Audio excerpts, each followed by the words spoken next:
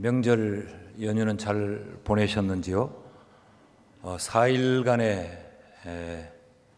연휴였습니다. 우리가 살면서 이렇게 긴 시간 우리 자신만을 위해 쉴 수 있는 시간을 가진다는 것 그렇게 흔치 않은 일인데 명절 연휴를 어떻게 잘 보내셨는지요?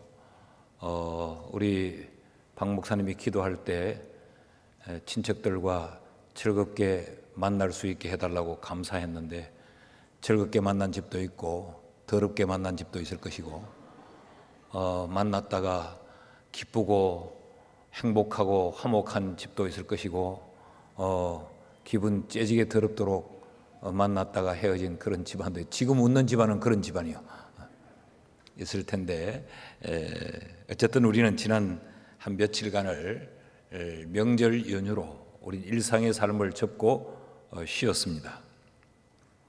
우리는 쉬었지만 그러나 하루 24시간 낮과 밤의 천계는 쉬지 않고 움직였습니다. 여전히 아침이면 해가 떠 날을 밝히고 또 저녁이면 해가 져 날을 어둡게 만들면서 하루를 지나고 또 하루를 지나도록 그렇게 움직여 주었습니다. 그것은 우연히 자연이 그렇게 돌아간 것이 아니고 보이지 않는 하나님의 손길로 하나님이 일하셨기 때문입니다. 일하시는 하나님, 그것이 바로 하나님의 본성입니다. 우리는 사랑의 하나님, 공의의 하나님 등등 하나님의 그 본성을 우리는 하나님의 별명으로 붙여 하나님을 묘사하기도 하지만 이 하나님이 일하시는 하나님이라고 하는 사실을 우리가 깊이 인지하지 않는 것 같습니다. 사실 성경은 하나님이 일하신 그 일하심의 기록이 바로 성경 66권입니다.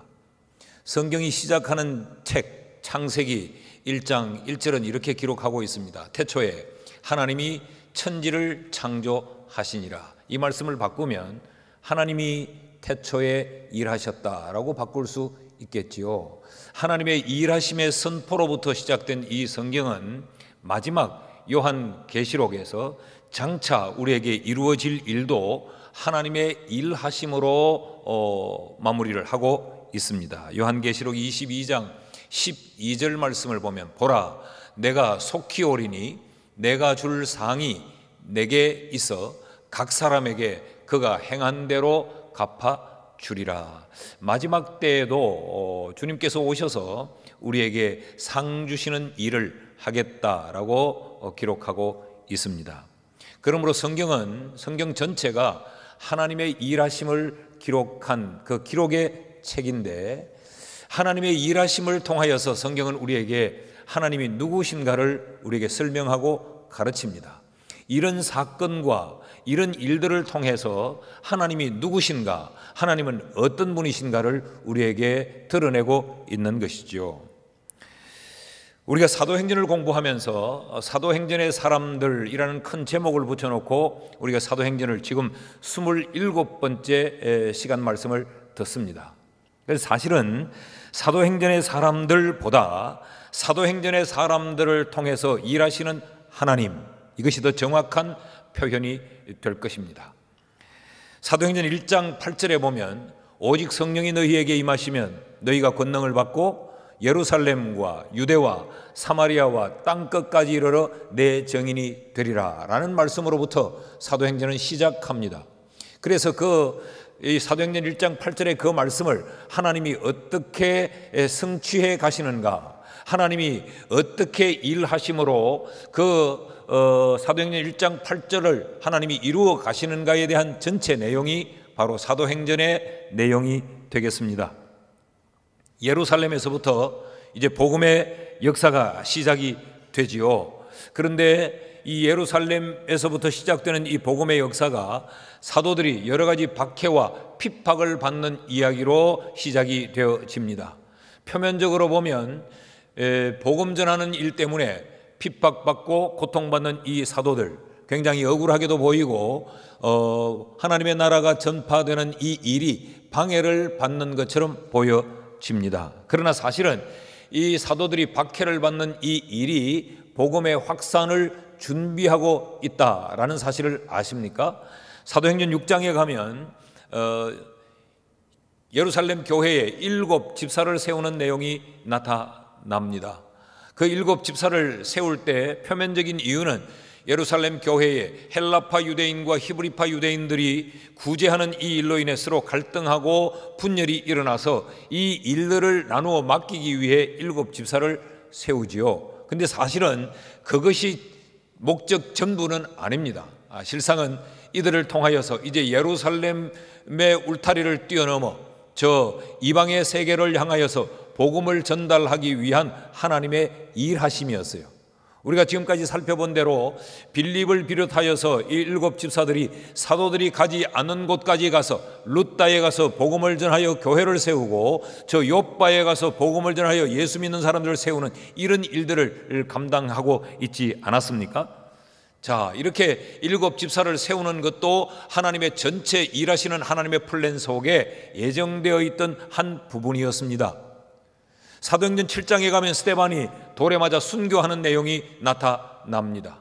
그 장면만 보면 스데반의 인생은 불쌍한 인생이요, 하나님을 위하여서 복음 전하는 이 사역에 막대한 지장을 가져오는 듯해 보입니다. 그런데 이 스데반이 죽은 이 일로 인해서 예루살렘 교회는 흩어지게 됩니다. 이것이 하나님의 일하심의 한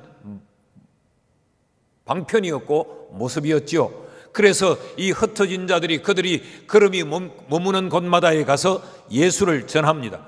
이 예루살렘에 갇혀있던 이 복음이 예루살렘의 울타리를 뛰어넘은 것이죠. 그래서 이방인들을 세계 속으로 이들이 복음을 안고 뛰어들어가게 됩니다. 그래서 온 유대 땅과 사마리아와 이방 세계로 이제 복음이 퍼져 나가는 것이죠. 이게 하나님이 일하시고 계신다라는 것을 우리에게 보여주는 그런 내용들이 사도행전 전체의 내용입니다. 그런데 오늘 우리는 하나님이 일하시느냐 일하시지 않느냐, 하나님의 일하심의 이 유무를 살피려는 것이 아니고, 하나님은 일하시는 하나님이 분명한데 하나님이 일하실 때 하나님은 어떤 것들을 활용하시는가, 하나님의 일하심의 중요한 수단은 무엇인가, 하나님은 일하실 때 무엇을 중요하게 생각하는가를 우리가 살피려고 합니다. 여러분 보십시오. 하나님이 천지 만물을 만드실 때는 하나님의 말씀을 하나님의 일하심의 수단으로 삼으셨어요. 빛이 있으라 라고 말씀하시니 빛이 있었더라 라고 말하잖아요. 그러니까 우주 만물을 만드신 창조의 기록은 하나님의 가라사대의 산물이에요. 여호와께서 가라사대 그대로 되니라, 여호와께서 가라사대 그대로 되니라. 우주 만물 이 삼라만상을 만드실 때는 하나님의 말씀을 하나님의 일하심의 수단으로 삼으셨어요. 그런가 하면 노아의 시대 때 죄악이 관영한 그 땅을 하나님이 심판하십니다. 그 노아의 홍수로 심판하실 때는 하나님이 친히 만들었던 하나님의 그 자연을 움직여서 하나님이 일하셨어요. 하늘문을 열고 하늘에서부터 비를 쏟아붓게 만들어서 하나님이 만드셨던 그 창조물을 수단으로 하나님이 일하셨다라고 지금 성경이 가르치는 거지요. 그렇다면 사도행전에서는 하나님이 어떤 수단들을 사용하셨는가, 하나님이 무엇을 도구로 삼으셨는가, 하나님이 일하실 때 무엇을 중요하게 여기셨는가, 우리가 이 점을 살피면서 하나님의 일하심에 좀 더 민감하고 하나님의 일하심에 우리가 쓰임을 받고 하나님의 일하심에 우리가 예민하게 반응할 수 있는 이런 성도들이 되기를 주의 이름으로 축원합니다. 그 첫 번째로 하나님이 일하실 때 사용하시는 하나님의 중요한 수단은 사람이에요. 모든 우주 만물이 하나님이 만드신 것이고 이 우주 만물의 주인은 하나님이시지만 하나님이 만든 이 우주 만물 속에 하나님이 일하실 때 그 하나님의 일하시는 지렛대로 사용하는 그 존재가 바로 사람이라는 것이죠. 사도행전 1장에서부터 10장에 이르기까지 얼마나 많은 사람들이 등장을 합니까? 거기 등장하는 사람들은 모두가 다 하나님이 일하심에 쓰여진 하나님의 도구, 하나님의 수단들이에요. 특정되어진 사람에서부터 무명의 일꾼까지 많은 인물들이 거론이 되고 있습니다. 하나님은 그들을 통하여서 사도행전 1장 8절에 그 약속의 말씀을 성취시켜 가시고 하나님이 친히 일하고 계신 것을 우리에게 보여줍니다. 베드로를 비롯한 11사도가 그랬습니다. 거기 바나바라는 인물이 그랬습니다. 스데반이 그랬습니다. 이 다비다가 그랬습니다. 그런가 하면 욥바의 그리스도인들이 그랬고, 이 빌립을 비롯한 7 집사들이 그랬고, 우리가 지난 시간 살폈던 고넬료가 바로 그랬습니다. 이들 모두는 하나님의 일하심에 영광스럽게 쓰임을 받았던 아름다운 인물들이지요. 나는 오늘 삼부 예배를 드리는 우리 성도들 모두가 이 땅에 와서 그저 육신을 가진 채로 살다가 마지막 한 줌 흙으로 돌아가는 그런 인생으로 끝내지 않고 하나님의 일하심에, 하나님의 그 역사에 쓰임받는 그런 아름다운 인생이 되기를 축원합니다. 추석 명절에 조상들 묘에 성묘를 다녀오셨습니까? 가깝게는 부모님의 묘지일 수도 있고 형제들의 묘일 수도 있고 또 할아버지 그 친척들의 묘지일 수도 있습니다. 가셔서 무엇을 보셨습니까?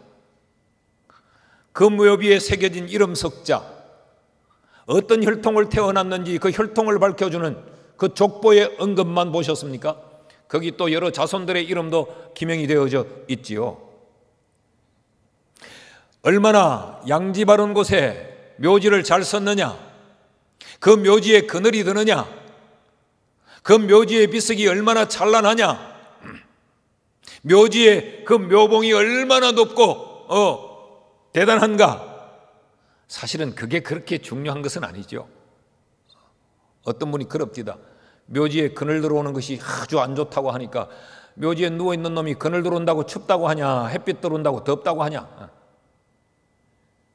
사실은 그 인생이 하나님의 역사에 아름답게 쓰임을 받았던 인생이냐, 그렇지 못하고 하나님께 버려둔 인생이냐, 이게 중요한 거 아니에요. 이 땅에서 죽으면 결국 그렇게 한 줌 흙으로 돌아갈 것밖에 없는 그 육신을 위하여서 아둥바둥 살다가 남의 짐이 되고 남에게 해가 되고 남에게 고통을 안겨주다가 그 인생이 그렇게 거기 묻혀 있다면 아름다운 묘지는 수치요, 그게 멋들어지게 세워놓은 비석은 사람들의 조롱거리가 될 수밖에 없을 것입니다. 그렇게 찬란하지 않아도, 그렇게 아름답지 못해도 거기 묻혀있는 그 인생이, 그의 일생이 하나님의 손에서 하나님의 일하심의 도구가 되어서 아름답게 쓰여졌다면 그 죽음이 영광스럽고 그 죽음이 복된 죽음인 줄 믿습니다. 여러분, 우리도 내일이 될지 1년 뒤가 될지 몇십 년 뒤가 될지 모르지만 우리가 찾아서 성묘를 했던 것처럼 그 누군가가 찾아와 우리의 시신이 묻힌 그 무덤을 성묘할 것입니다. 그때 그들이 우리를 어떻게 평가할까요? 땅 많이 차지하고 누웠네, 우리 아버지. 우리 어머니 비석 참 아름답게 만들어 세워놓았네. 우리 인생에 대한 평가가 그렇게 끝나면 슬프지 않습니까? 우리 아버지, 우리 어머니 일생 주님의 손에 붙들려 주의 일하심에 쓰임받았다가 여기 묻혔다. 우리의 후손이 찾아오는 이들이 우리를 그렇게 평가해 줄 수 있도록 오늘을 하나님의 일하심에 쓰임받는 사람들로 살 수 있기를 주의 이름으로 축원합니다. 그런데 어떤 사람들을 하나님이 쓰셨는가? 이게 우리의 관심입니다. 하나님은 누구를 사용하셨는가? 사도행전에서 하나님의 손에 쓰임받았던 이 사람들의 공통점이 몇 가지 있어요. 그 첫째는 성령 충만한 사람들을 하나님은 사용하셨습니다. 자, 사도행전 2장에서부터 이제 이 사도들이 아주 아름다운 사람들로 쓰임을 받죠. 베드로를 위시하여 이들이 한 번 설교하면 수천 명이 회개하고 돌아오고 사람들을 그리스도인으로 세우고 교회를 세우는 이 어마어마한 일에 쓰임을 받습니다. 그런데 그들의 특징이 뭐냐? 사도행전 2장 4절이에요. 같이 읽읍시다. 시작. 그들이 다 성령의 충만함을 받고 성령이 말하게 하심을 따라 다른 언어들로 말하기를 시작하니라. 이들의 특징이 뭐냐? 성령이 충만함을 받은 사람들이라는 거죠. 일곱 집사들도 보십시오. 6장 3절에 보면 그들을 세울 때 기준이 이랬습니다. 형제들아, 너희 가운데서 성령과 지혜가 충만하여 칭찬받는 사람 7을 택하라. 우리가 이 일을 그들에게 맡기고, 하나님의 일을 맡기며 하나님의 일을 맡아야 될 사람, 다시 말하면 하나님의 일하심에 쓰임을 받게 될 그 사람들은 어떤 사람들이냐? 성령이 충만한 사람들이었어요. 스데반도 보십시오. 그가 돌에 맞아 숨을 거둘 때 그 스데반을 성경은 이렇게 묘사를 합니다. 7장 55절 말씀 같이 읽을까요? 시작. 스데반이 성령 충만하여 하늘을 우러러 주목하여 하나님의 영광과 및 예수께서 하나님 우편에 서신 것을 보고, 스데반이 마지막 숨 넘어갈 때 열린 하늘을 봤어요. 그 하나님이 영광 가운데 임재하심을 봤어요. 그 하나님의 보호자 우편에 앉으셨던 예수님이 일어서신 그 엄청난 장면을 보았습니다. 이것을 볼 수 있었던 것이 이 스데반의 시력이 좋아서가 아니에요. 스데반의 기술이 좋아서가 아니에요. 스데반의 학식이 풍부해서가 아니에요. 스데반이 성령이 충만하여 열린 하늘을 보았다라고 성경이 기록하고 있습니다. 그렇다면 성령 충만이 뭐냐라는 것입니다. 우리는 아주 쉽게 아주 단편적으로 성령 충만을 생각하면 무언가 굉장히 신비로운 그 상태, 그리고 비상식적이요 비이성적인 그런 어떤 상태를 우리는 성령 충만이라고 생각하는 경우들이 참 많은 것 같아요. 딱 부러지게 생각하고 말하지는 않지만 성령 충만하면 뭔가 아주 신비적인 그런 이 상태에 있는 것을 성령 충만이라고 생각하는 것 같아요. 그렇지 않습니다. 사도행전 1장에서부터 이 10장에 오기까지 이 성령 충만했던 사도들과 7 집사들과 여기에 이 사도행전의 사람들이 하나님의 손에 붙들려 쓰임을 받을 때 여러분 거기 비이성적이고 비상식적인 그런 모습이 어디에 있던가요? 그들이 방문을 걸어 잠그고 눈을 뒤집고 뒤로 넘어지고 온몸을 벌벌 떨면서 어떤 그런 신비적인 행동을 했다는 성경의 기록이 어디 있던가요? 지극히 상식적이요, 지극히 이성적이요, 지극히 합리적으로 이들이 일했던 것을 성경이 우리에게 보여주지 않았습니까? 성령 충만은 그런 것이 아닙니다. 성령 충만은 무엇이냐? 하나님의 원하심, 하나님의 뜻에 나를 온전히 종속시켜버린 상태, 그게 바로 성령 충만이에요. 더 쉬운 말로 바꿀까요? 하나님의 계획 앞에 나를 완전히 포기한 상태, 그게 성령 충만입니다. 또 다른 말로 바꾸면 성령에 신들려 사는 사람,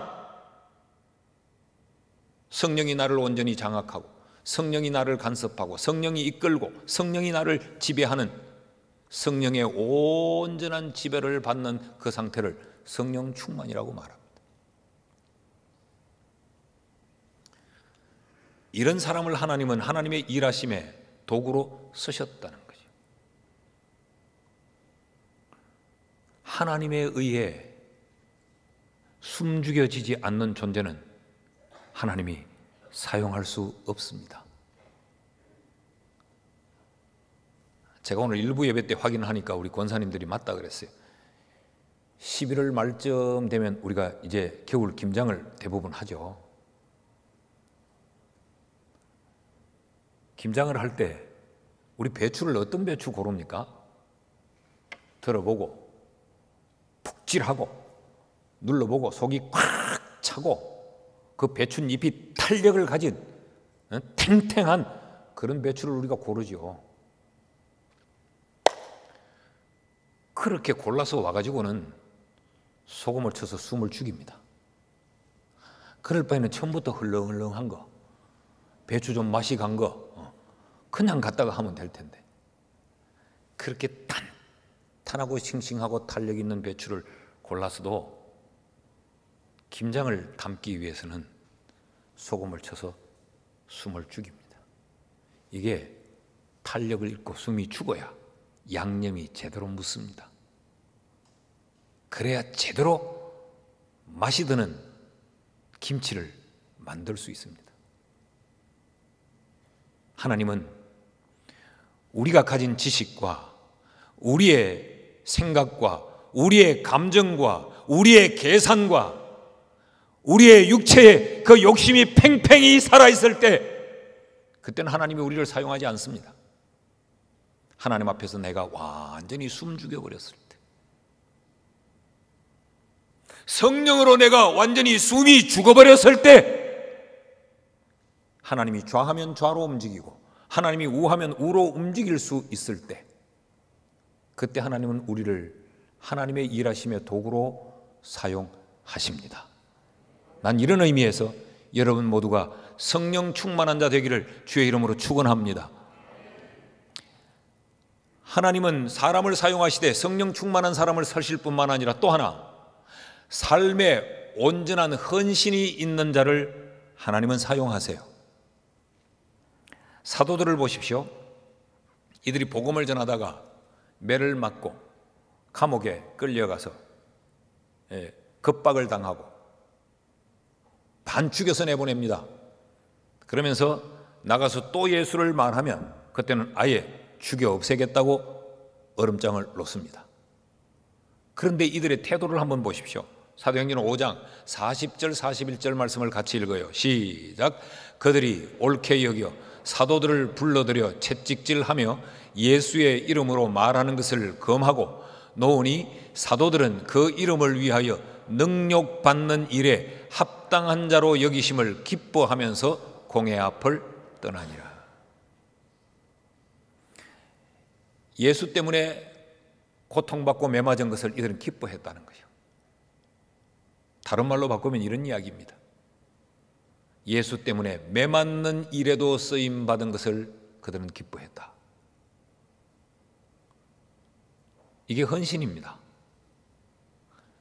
온전히 하나님의 일을 위해 자기를 내어드린 것, 이런 헌신의 사람을 하나님은 쓰신다는 거죠. 하나님을 내 삶의 도구로 이용하는 자 하나님이 쓰는 것이 아니라는 것.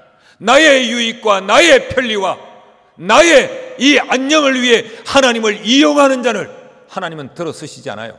반대로 하나님의 일을 위하여서 나를 온전히 내어드려 매를 맞는 자리에도, 손해보는 자리에도, 희생하는 자리에도 나를 내어드릴 줄 아는 사람, 하나님은 그를 들어서 하나님의 역사를 이루는데 도구로 쓰십니다.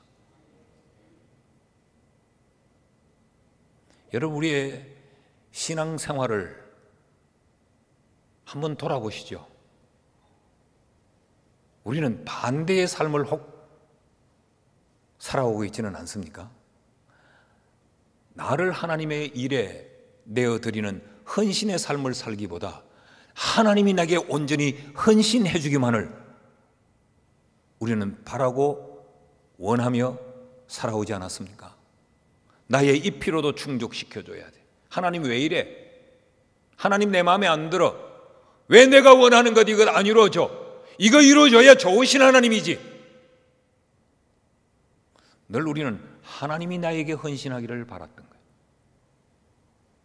그래서 우리의 인생은 하나님의 일하심에 쓰임받지를 못하는 겁니다. 늘 구경꾼이 되어서 간증의 주인공이 되어보지 못하고 늘 다른 사람의 간증을 듣는 자리에만 머물러 있는 것입니다. 자, 능욕받는 일을 기쁘게 여겼다. 그러면서 이어지는 5장 42절 말씀을 보면요, 그들이 날마다 성전에 있든지 집에 있든지 예수는 그리스도라고 가르치기와 전도하기를 그치지 아니하니라. 예수 위에, 예수 때문에 실컷 두들겨 맞고 만신창이가 돼서 나와가지고도 날마다 성전에 있든지 집에 있든지 때와 장소를 가리지 않고 이들은 예수를 전했다. 쉬지 않고. 이게 헌신입니다. 여러분, 헌신은 이벤트가 아닙니다. 헌신은 한번 서프라이즈 하는 게 아닙니다. 내 기분 좋을 때 미친 듯이 열정적으로 일하다가 내 감정이 상하면, 내 마음에 맞지 않으면, 내가 불편하면 멈춰버리는 것, 그것은 헌신이 아니에요. 그것은 자기 자신을 위한 신명놀이입니다. 여러분, 우리가 교회를 섬길 때 지난 날을 한번 보시면 내가 좋을 때는 미친 듯이 뛰어다니며 그 일을 했어요. 그러다가 조금 기분 언짢은 소리를 들어서, 조금 내가 대접받지 못해서, 조금 마음 상한 그런 상황이 만들어져서 미련 없이 던져버립니다. 그것은 헌신이 아니에요. 나를 위한, 나를 즐겁게 하고자 한 신명놀이였지. 교회는 그런 봉사도 많습니다. 그러다가 스스로 상처받고 물러나고 스스로 열심을 쏟아붓고, 그러면서 모든 원망을 나 아닌 상대에게, 공동체 전체에, 어떤 시스템에 던져버리는, 그것은 나를 위한 것이었지 하나님을 위한 것이 아니었어요. 이 제자들 보십시오. 알아주는 사람이 없고 매를 맞고 두들겨 맞고 왕따를 당하고 위협 가운데 놓여 있어도 이들은 끝까지 누구 하나 알아주는 사람 없지만 날마다 예수 전하기를 그치지 아니했다. 이게 헌신이라는 거예요. 헌신이라는 말을 사전적으로 그대로 바꾸면 뭐예요? 몸을 드리는 것입니다. 나를 하나님 앞에 드리는 자를 하나님은 사용하셔서 하나님의 일을 하신다.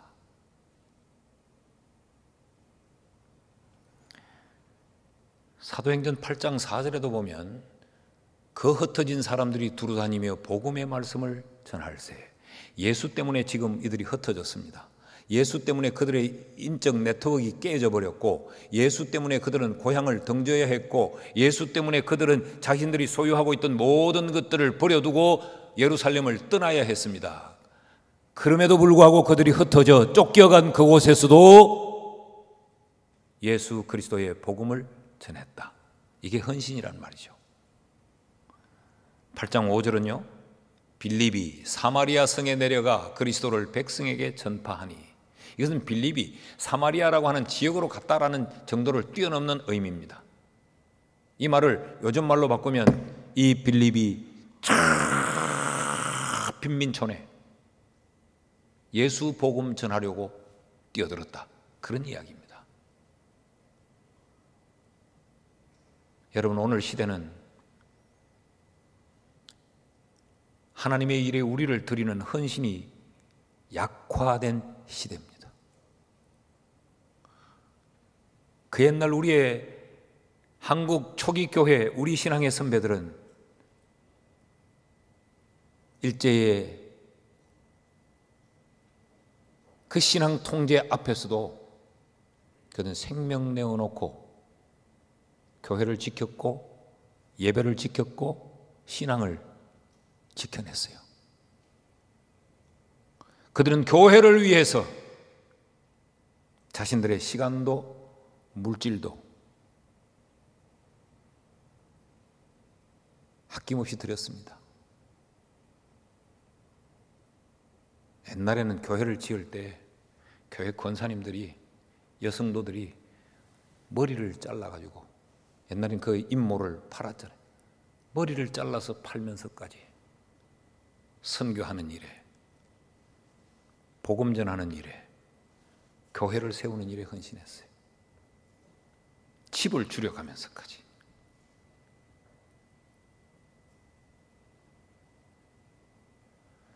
우리는 옛날처럼 하나님의 그런 강렬한 역사가, 성령의 역사가 잘 일어나지 않는 시대에 살고 있습니다. 그 왜 그런가? 그때처럼 자신을 온전히 들여서 헌신하는 사람들이 적기 때문입니다.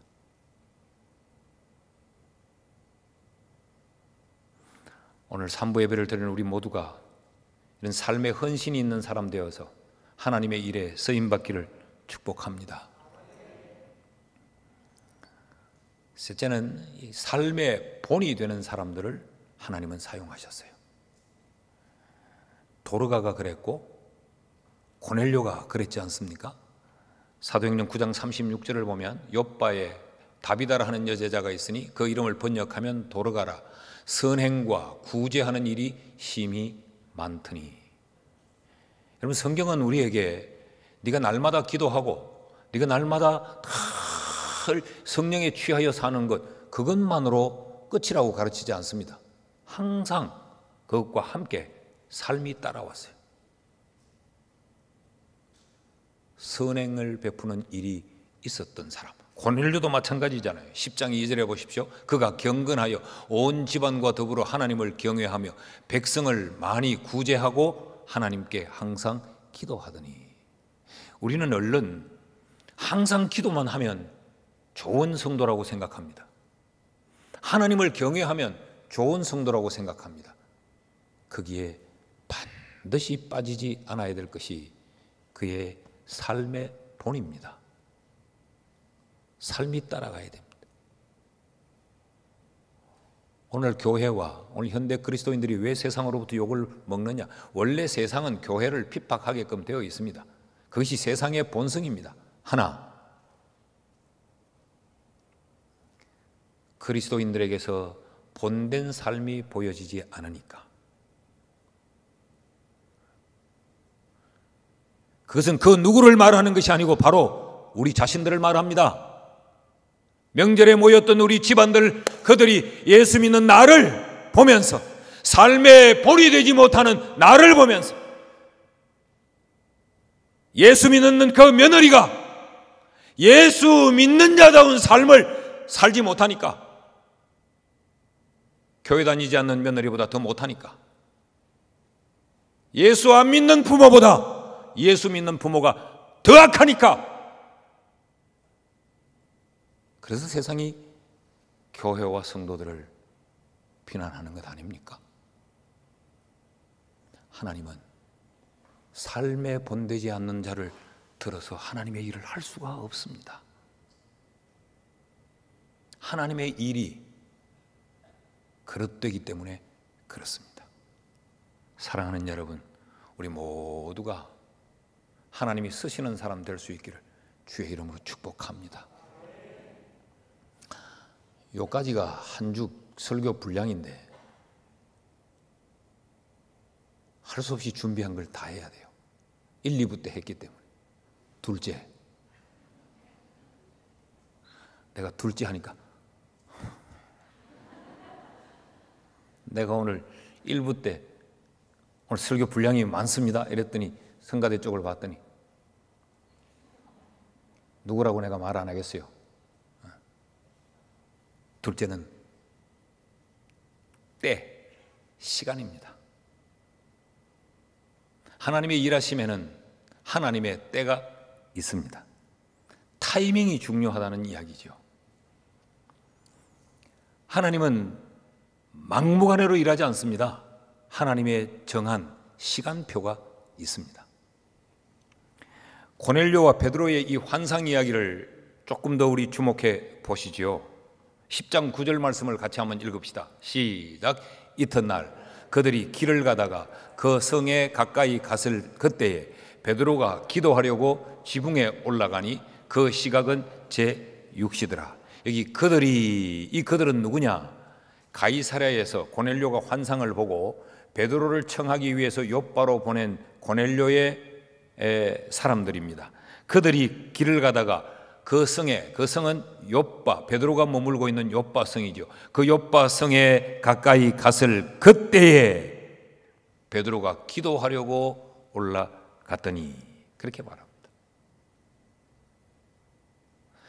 자, 지금 10장 9절은 그 이튿날이에요. 그러니까 이 날에서 보면 그 전날, 어제 저 가이사랴에서 하나님은 고넬료에게 환상을 보여주셨습니다. 그리고 그 환상에 따라 고넬료는 사람을 정해서 베드로를 초청하기 위해 사람을 보냈습니다.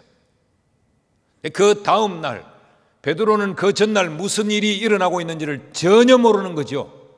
그런데 그 다음 날 이들은 베드로를 초청하기 위해 베드로가 있는 욥바성에 가까이 도착을 하게 됩니다. 그럴 때 베드로는 기도하러 올라가요. 근데 베드로가 기도하는 중에 베드로가 또 환상을 봅니다. 환상을 봐 그 환상을 이해하지 못해 하나님께 다시 묻죠. 그런데 성령이 가르치시기를 두 사람이 너를 찾아올 건데 그 사람들이 찾아와 너를 초청하거든 그 초청을 사양하지 말고 응해라. 환상으로 보여줍니다. 그리고 이들이 만남이 이루어집니다. 여러분, 고넬료에게 역사하셨던 그 하나님은 그날 고넬료에게 역사한 것만으로 끝이 아니에요. 그 이튿날 아무도 그 이튿날에 어떤 일이 일어날 것인가를 예상할 수 없는 날, 한번 경험해보지도 못했던 날, 상상 밖에 있는 날, 그 이튿날에도 하나님은 그 전날에 이룬 이 일의 성취를 위해 욥바에서 베드로에게 지금 역사를 하고 있는 거죠. 그런데 베드로가 기도하러 간 시각이 언제냐?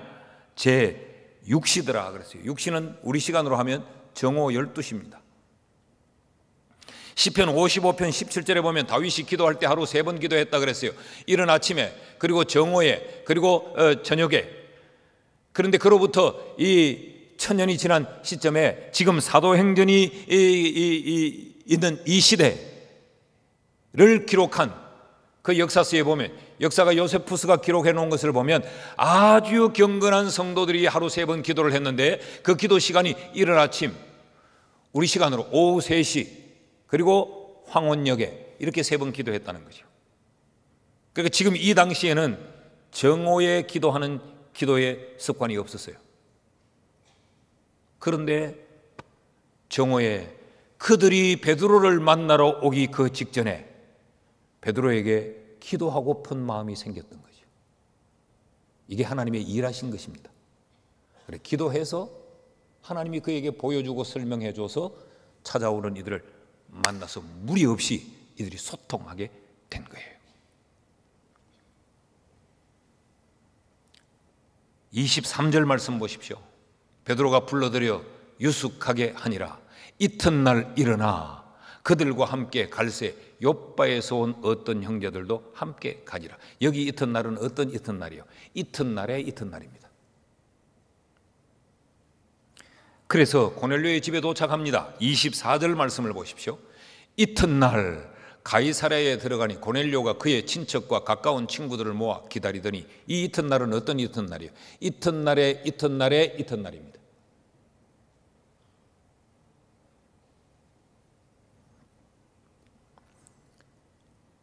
아무도 예상할 수 없던 우리의 수중에 들어와 있지 아니한 날이 이튿날이에요. 하나님은 그 이튿날에, 그 이튿날에 이튿날에, 그 이튿날에 이튿날에 이튿날에도 하나님은 여전히 일하고 계셨어요. 하나님의 시간표대로. 그래서 어떤 일이 일어났느냐? 44절 45절을 읽읍시다. 시작. 베드로가 이 말을 할 때에 성령이 말씀 듣는 모든 사람에게 내려오시니 베드로와 함께 온 할례 받은 신자들이 이방인들에게도 성령 부어주심으로 말미암아 놀라니. 고넬료가 사람들을 모아놓고 기다리고 있었어요. 그때 베드로가 그들을 향해서 설교합니다. 베드로의 설교를 듣고 나니 하늘로부터 그들에게 성령이 임해서 거기 있던 모든 이방인들이 그리스도인으로 세워집니다. 이 하나님의 일하심은 우리의 눈으로 보여지고 우리의 손으로 잡혀지고 우리가 인식할 수 있는 이 시간에서만 역사하는 것이 아니고 손에 잡히지 않고 우리가 인식할 수 없는 내일 미래의 그 어느 날에도 하나님은 일하고 계시는 거죠. 그러므로 여러분, 우리는 하나님의 일하시는 때를 기대하며 살아야 합니다. 하나님의 그 일하심을 우리는 기다릴 수 있어야 합니다. 우리 스스로가 먼저 결론을 내리고 우리가 다 판단을 해버리고 우리의 삶의 거취를 그렇게 쉽게 결정하면 하나님이 일하시는 것을 경험하지 못하게 되는 것입니다.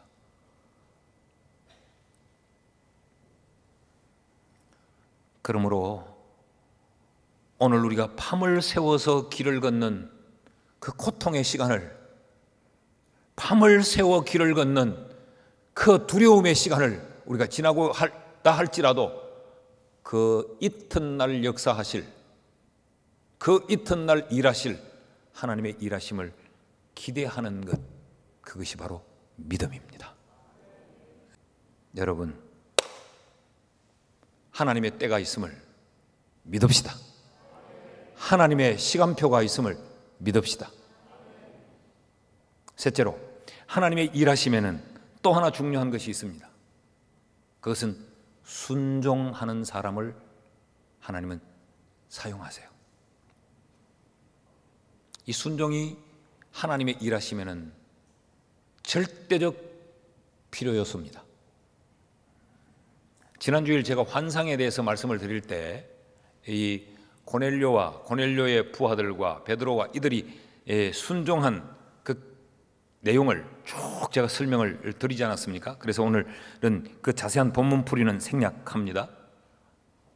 자, 고넬료가 환상 중에 욥바에 사람을 보내어 베드로를 청해라. 그때 고넬료가 거부할 수도 있잖아요. 무슨 욥바까지 사람을 여기서 어떻게 보낸단 말이에요. 그 먼 거리를. 그 욥바에 가서 어떻게 그 베드로라는 알지도 못하는 그 사람을 어떻게 찾는단 말이에요.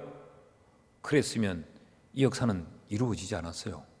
고넬료를 통하여서는 이루어지지 않았어요. 하나님은 또 다른 사람을 찾았겠죠. 그런데 고넬료는 순종하고 사람을 보냅니다. 그 보내어진 사람들은 밤새 끝 다음 날 정오가 될 때까지 그 먼 길을 갔습니다.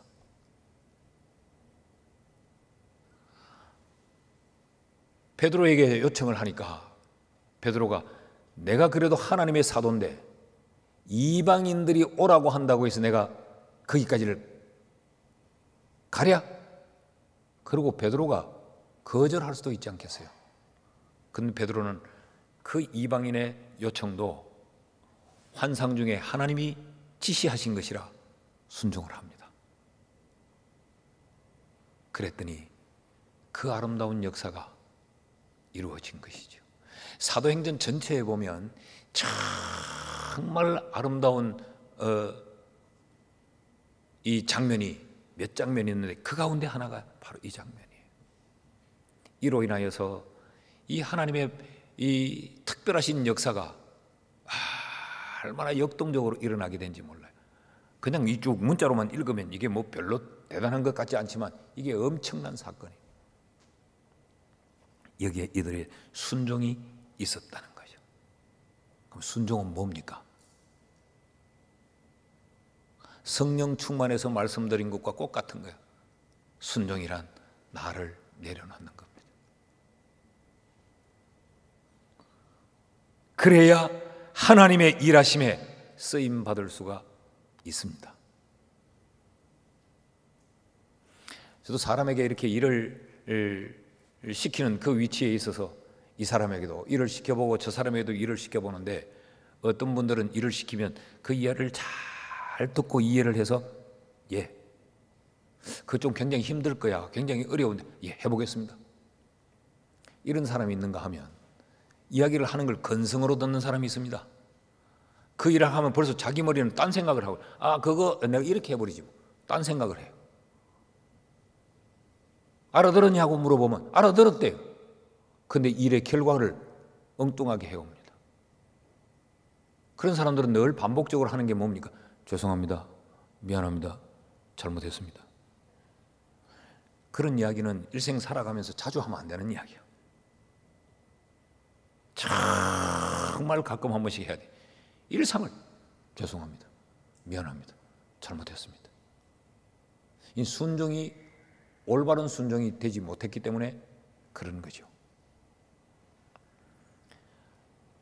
사사시대가 끝나고 이제 사울을 왕으로 세웁니다.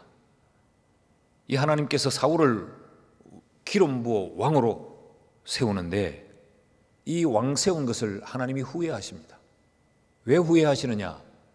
순종하지 않아서 후회하십니다. 사무엘상 15장 10절 11절을 제가 읽습니다. 여호와의 말씀이 사무엘에게 임하니라. 이르시되 내가 사울을 왕으로 세운 것을 후회하노니 그가 돌이켜 나를 따르지 아니하며 내 명령을 행하지 아니하였음이니라. 이게 무슨 말이요? 불순종했다는 말이지. 그래서 사무엘이 근심하며 온 밤을 여호와께 부르짖었더라 그랬어요. 왕으로 세움 받는 것도 중요하지만 문제는 순종하느냐 순종하지 않느냐가 더 중요합니다. 여러분, 교회에서 장로 되려고 하시는 분들 많이 계시죠? 권사 되려고 하는 분들 많이 계시죠? 빨리 안 뽑나?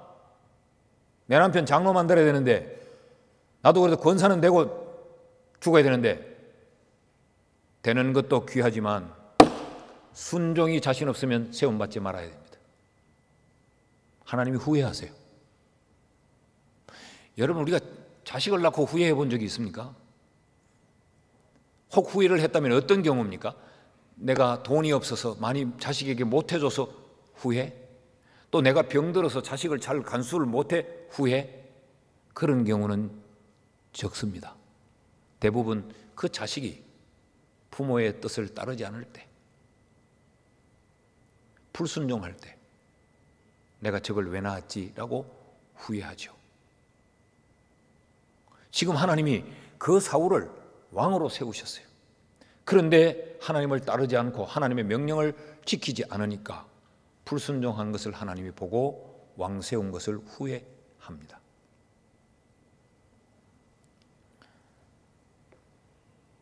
그래서 사무엘을 통하여서 사울에게 이렇게 권고합니다.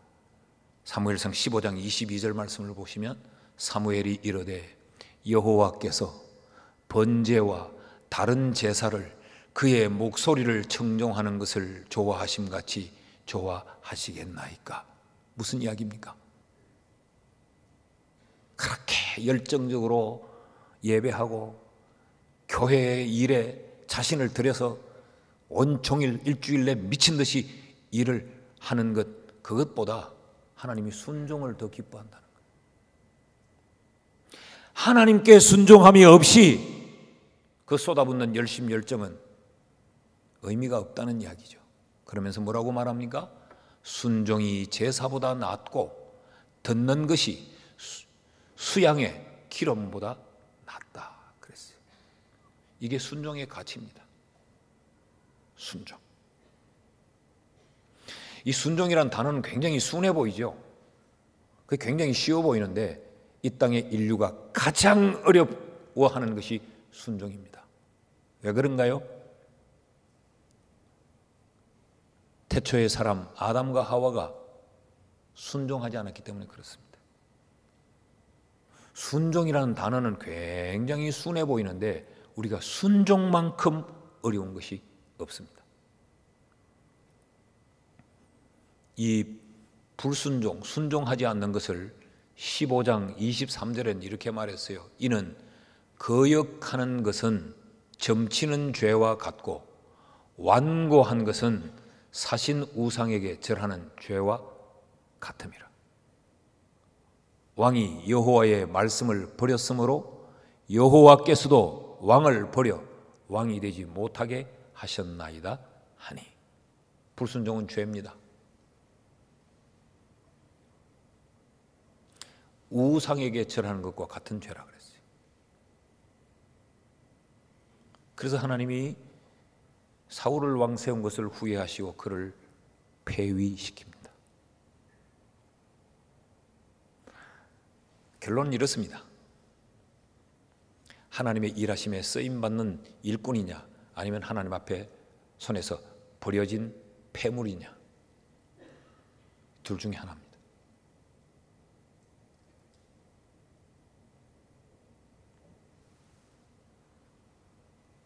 사랑하는 여러분, 우리가 이번 명절에 그 누군가의 묘소를 찾아갔던 것처럼 우리 또한 어느 시간인가 그 자리에 누워 누군가의 방문을 받을 것입니다. 그들이 우리를 어떻게 평가할까요? 자, 그렇지만 그것은 땅에서의 일입니다. 우리가 천국에 가서 하나님이 우리를 어떻게 평가하실까? 나 일할 때 너 많이 쓰여줘서 고맙다. 하나님이 그렇게 말씀하시면 그것보다 우리에게 더 영광이 있겠습니까? 내가 반야월 교회를 통해서 내 하고자 하는 일을 행해 나갈 때 그때 김 집사, 이 집사, 최 집사 너 나 위해 참 선한 도구가 되어줘서 고마워. 그럼 인생을 잘 사는 거 아니에요? 너는 네 신명대로는 열심히 하고 네 좋은 대로는 헐떡거리며 다 했는데 너는 순종하지 않았어. 그럼 그 인생은 그동안 열심히 쏟은 게 무슨 의미와 가치를 갖습니까? 여러분, 하나님의 일하심에 선하게 쓰임받는 그런 귀한 성도들이 될 수 있기를 주의 이름으로 축원합니다.